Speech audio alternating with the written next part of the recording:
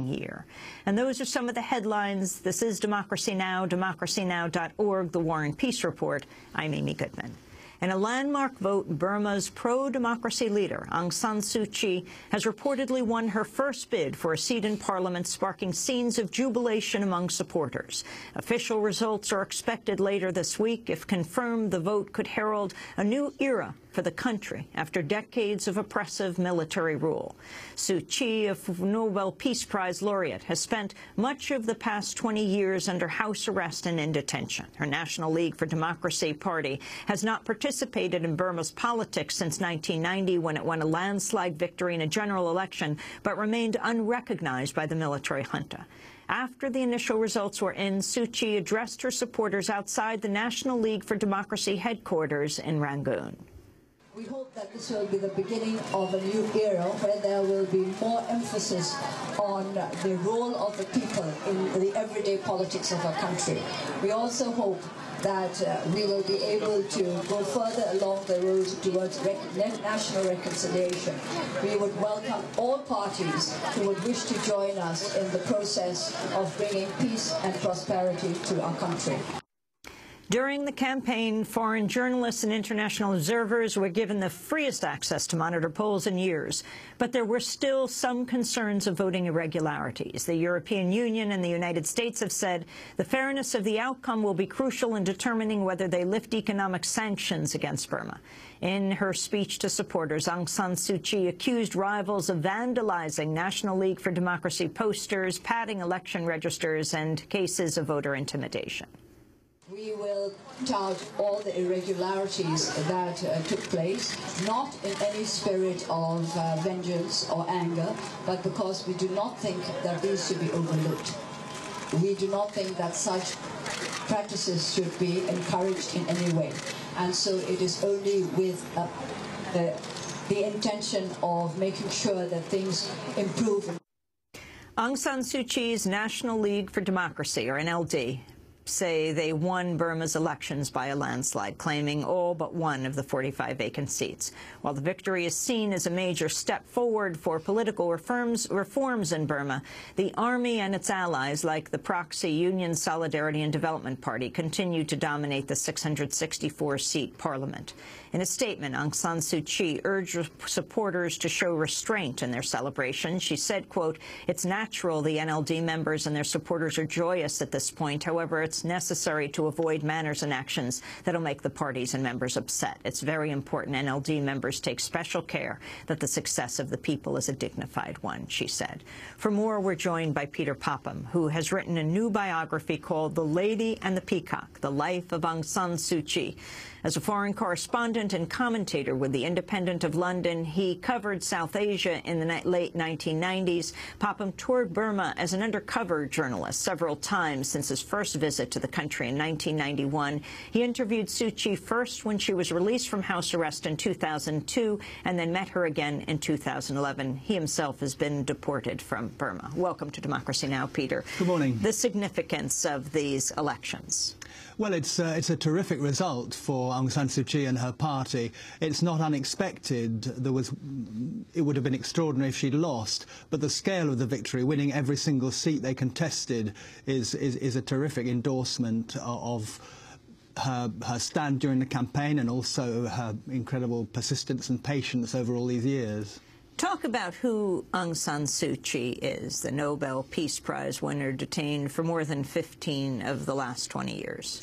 She was born in 1945, the daughter of Aung San, who was the founder of the Burmese army while Burma was still a British colony squashed between India and China. Aung San almost single-handedly negotiated Burma's independence from Britain, and he would have become the first Prime Minister, but he was assassinated in 1947 when she was only 2 years old. So her life from a very early age was conditioned by the fact that her father was this heroic figure who was now gone and who became the tragic founding father of independent Burma. And from a very early age, she wanted to do something with her life that would justify her father, that would in a way complete her father's uncompleted work. she spent the first 20 years of her adult life doing something completely different. She went to Oxford, she worked at the United Nations here in New York for nearly 3 years. Then she married a British academic called Michael Arris, and settled down in Oxford as a part-time academic and a housewife, bringing up 2 children, and seemed to be fairly sort of settled in a domestic life there. But then in 1988, at the end of March, her mother had a severe stroke, and she flew back to Rangoon to take care of her.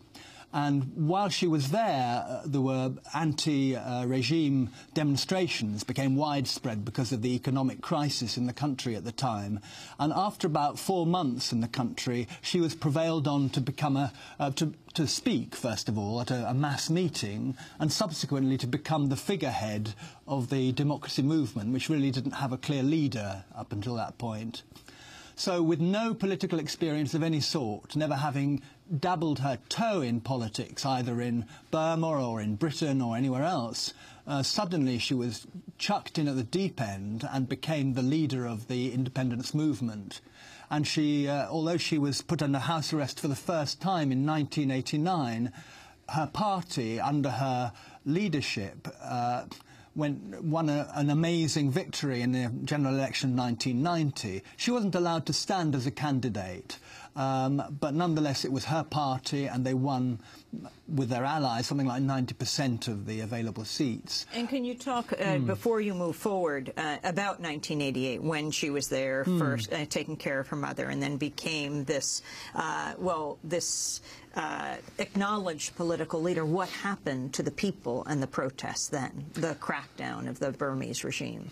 Well, it was the protests became more and more powerful. They had destabilised the government. The dictator of the country, Ne Win, announced that he would resign and that he would change the political system to a multi-party democracy. And there was a kind of Burmese spring which lasted just a few weeks, and it was ended very brutally when the army was brought in and slaughtered thousands and thousands of people, unarmed demonstrators on the streets of Rangoon and elsewhere, which was really the kind of the great crucial sort of bloodletting of the whole process. The election was held a year and a half after that, but that was kind of that has cast a shadow over Burmese history ever since. And so 1989, 1990, the elections, talk about how she was detained and how she has ruled from or led from detention. Well, she was, as I say, she was detained in July 1989 after the regime became more and more nervous about the amount of popularity she was gaining, the way her party was growing exponentially. They locked her up, they threw all of her closest colleagues in jail. And, as I say, the party, with a kind of second-rank leadership, went on to win this election in 1990. But the regime simply ignored the result. They acted as if nothing had happened and carried on ruling, and many of those who'd been elected MPs were either locked up or chased into exile. So really, democracy at that point in Burma went into hibernation. She was in detention for the next 5 years. She won the Nobel Peace Prize in 1991, but she was completely incommunicado, really, until 1995. When she was suddenly released as a sop to the Japanese government, but it was merely a sop, nothing else changed. And after a short while, the confrontation between her and her colleagues on one side and the regime on the other once again resumed, and again she was locked up. And this process has been repeating over the past 20 years, with kind of moments of hope and windows of opportunity. 2002 she was released, and that was when I flew to Rangoon to meet her, and that was one of the moments when it seemed that the regime was reaching out to her. There were the UN envoy had managed to sort of broker peace talks, and there was a lot of talk about power sharing. But then the following year, in 2003, when she was on a campaign tour near Mandalay out in the countryside, she and her convoy were attacked by a large number of thugs wielding crude weapons, and about 70 of the supporters were massacred, and she herself very narrowly escaped being killed.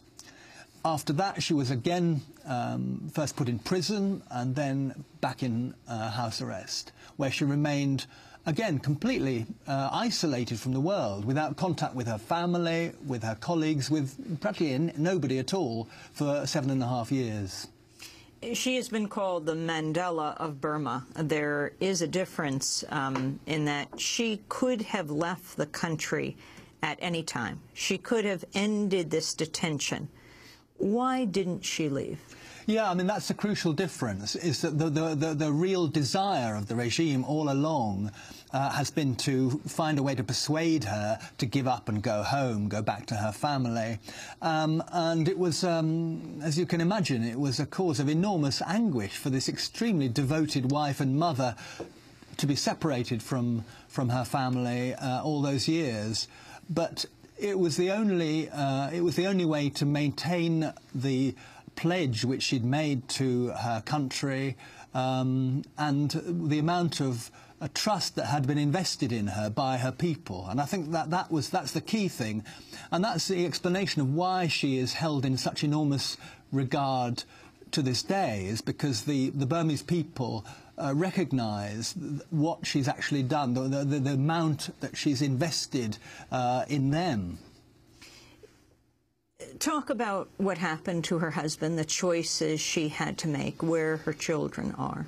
Well, that was the most ghastly moment of the whole process. Came in 1999, when it suddenly appeared that Michael, her husband, who'd been working strenuously behind the scenes on her behalf for many years, was diagnosed with cancer of the pancreas, and it advanced very, very rapidly, and within 3 months he was at death's door.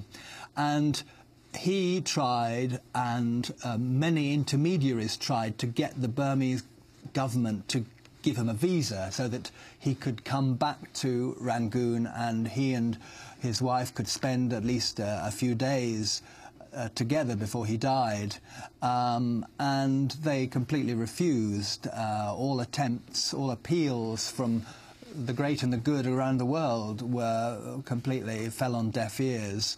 And I think the reason is, well, it's clearly very hard-hearted, but the reason was that, again, they saw her personal crisis as being the best opportunity to persuade her to give up and go home. Once again, fatally underestimating her. And so Michael Aris, this scholar of Tibet and Bhutan, died. That's right. Yeah, he died in hospital in Oxford at the end of March, I think it was, on his birthday in March 1999. And Aung San Suu Kyi remained in detention in Burma. Correct. Her sons live where? She wasn't actually in detention at the time. She was free to move around Rangoon. But as I say, if she'd left Burma, the fear always was that once she was out of the country, they would revoke her citizenship and she would never get back. And that would be the end of the story for her and for the Burmese regime. Her sons, Alex, the older, and Kim, the younger one, were brought up by Michael in England during the years that she was under house arrest, with the help from Michael's quite large and extremely warm and solid family and sort of Burmese volunteers. And obviously they had many difficulties of their own because of the way the family was broken up. But they're now both upstanding men in their 30s.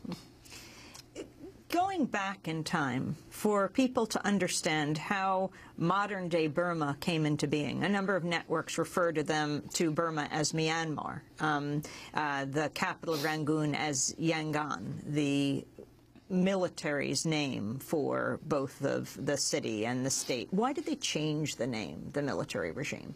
Well, in Burmese, it's not that controversial because both Burma and Myanmar historically have been legitimate terms for the country.